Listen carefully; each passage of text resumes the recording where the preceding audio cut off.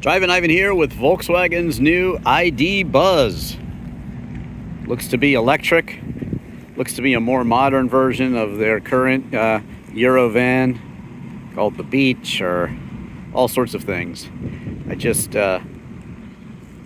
recorded a cool one that was being used by a family. It's theirs, and they were traveling in the Italian countryside on the way to Maranello and Santa Gata Bolognese for the Ferrari and Lamborghini factories, Pagani as well, also toward Mercedes and Porsche museums, so look for those. But this right here is the Amelia Island Concours, where on Sunday you'll see the prize winners, show winners up here, and all cars out here. Tomorrow's the Cars and Coffee.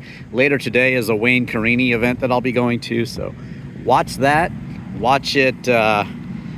Keep glued to my channel all weekend long. Drivin Ivan Cats, and my Instagram too, Drivin Ivan Cats, and TikTok, The Real Drivin Ivan, for live videos and streaming.